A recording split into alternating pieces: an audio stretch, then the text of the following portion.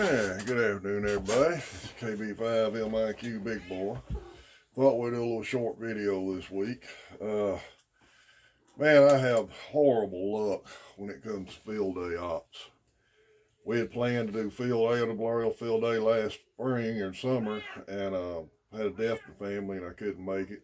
And we had planned to do winter field day, or I had planned to. Hopefully, the guys will go ahead going without me. I told them to.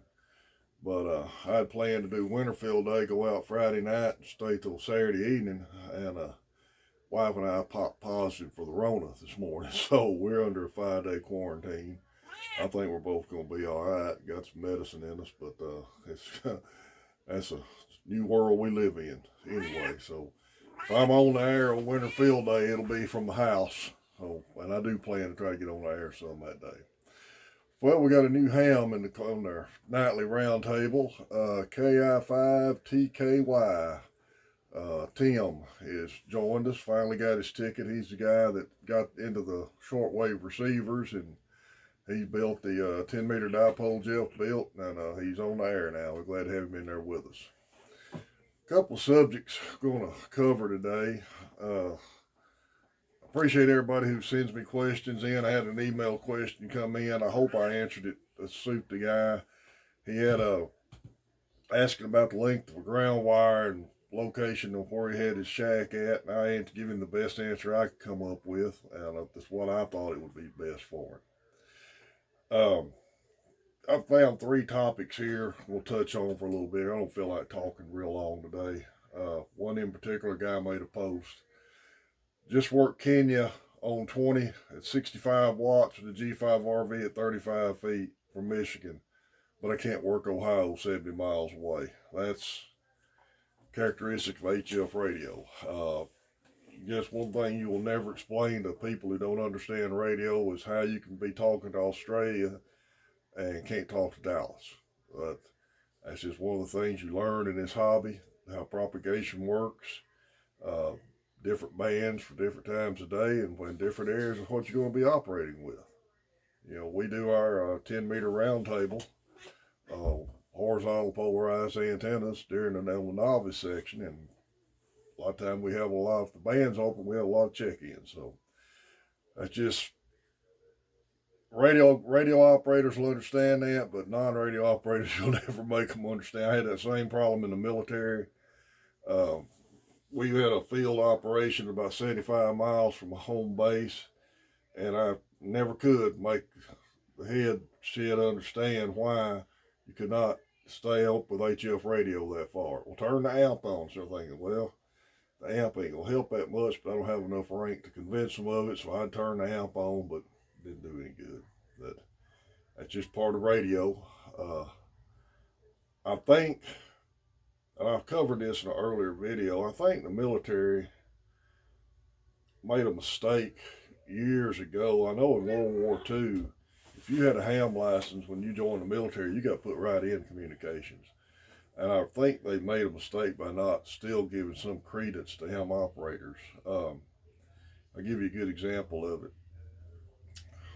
When I was in the Air Force Reserve, OIC called me in one day and asked me, says, radio up and running? I said, yeah. I said, okay, these active duty guys are wanting to use it. They're going to put a link on it the way they described. He described to him, I said, yes, sir, they're going to use it as a repeater. They was going to have a microwave link, and they was going to be up on base using the microwave radio to hit our repeater to go out to relay to Florida.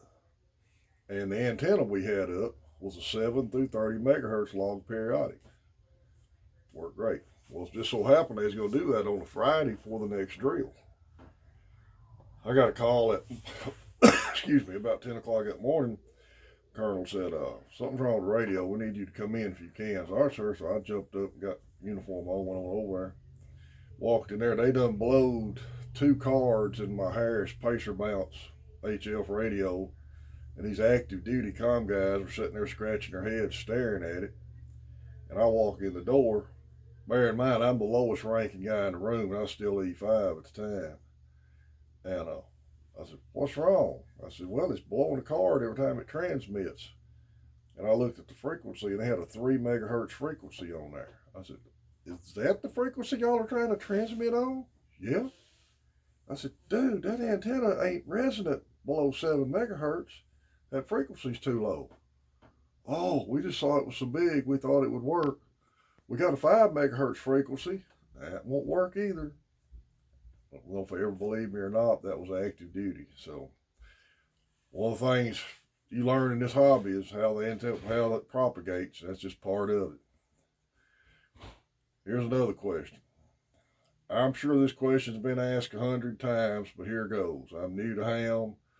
What's affordable yet capable trans receiver that's not bottom of the barrel but won't break the bank and can be purchased on Amazon? Man, you have just asked a $64 Ford versus Chevy question. And the main thing, unless you're going to buy a UV5R Baofeng or a 10-meter mobile, I would not buy anything off Amazon. I would stick with a ham radio company like MTC. And as far as affordable, capable, that's going to be a decision you're going to have to make based on what you're wanting to do with the hobby and how much money you're willing to spend in it. Here's another good one. I'm looking into a new rig in the springtime. I would like 200 watts available, but don't want to buy an amplifier at this time.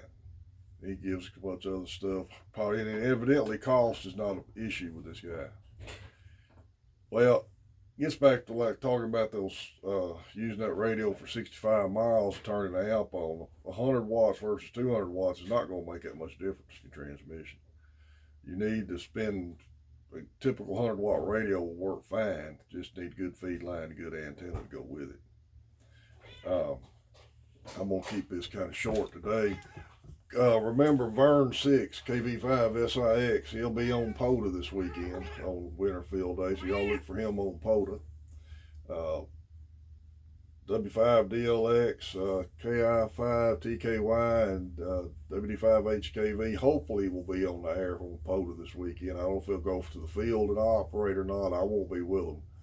But I do plan on trying to operate here from the house Saturday. So, okay, remember Main Trading Company, Paris, Texas. Good outfit for your ham radio supplies. Good company to deal with. Got a bunch of used gear. It's got used gear updated constantly.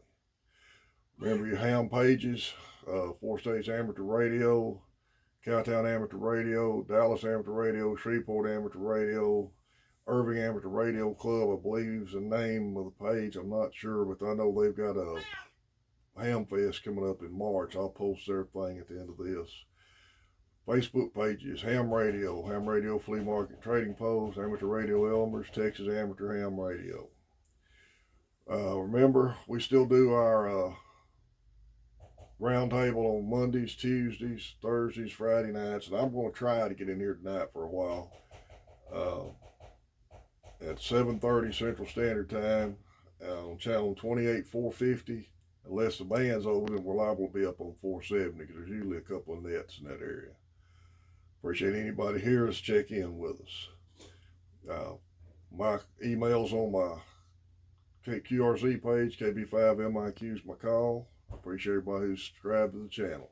It's KB5MIQ Big Boy 73.